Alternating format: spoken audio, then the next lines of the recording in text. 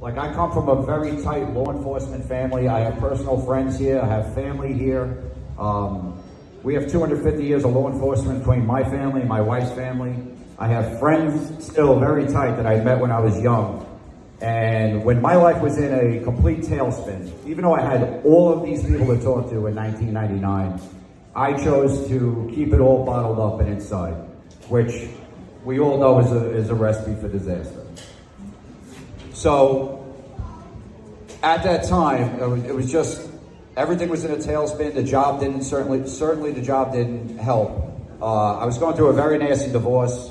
Then the 2 weeks after that, I get told by a doctor I have 6 months to live, and to get your affairs in order, you possibly are done by Christmas. That sent me down a rabbit hole. Then, basically immediately afterwards, I had another traumatic incident in my life that it broke me. And I had given up all hope. So, when I had given up all hope, and I just, when you get to that frame of mind, I started writing letters saying goodbye, and I made that ultimate decision, apologizing to my family, to my friends, and so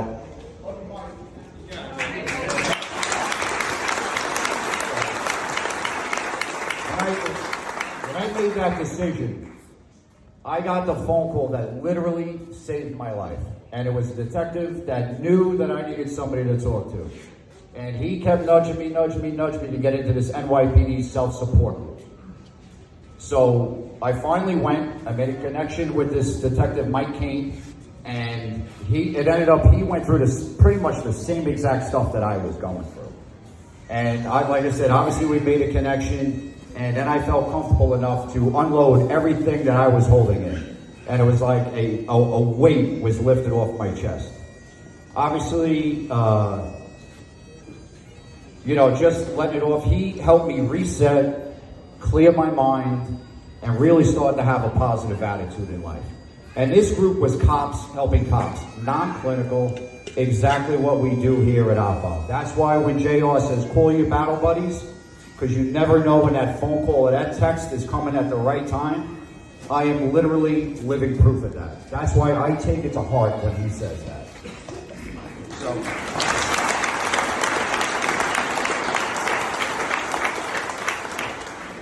I always, all the social media is great, Facebook, it's nice to say, but, I try to get it across, like, you don't need to fight your demons alone. And even though I chose to do that, I finally saw the light, and my family and my friends were a big help. I had to have pretty serious conversations with my family this week because they didn't even know how bad it was back then. But somebody had said to me a little while back when I was describing OPFOB and the friendships that I have made down here. He's like, it's like you found your tribe. And I said, I never thought about it like that, but that's a great way to describe it, because the friendships that I have built down here have certainly changed my life. And that camaraderie is really what I was looking for.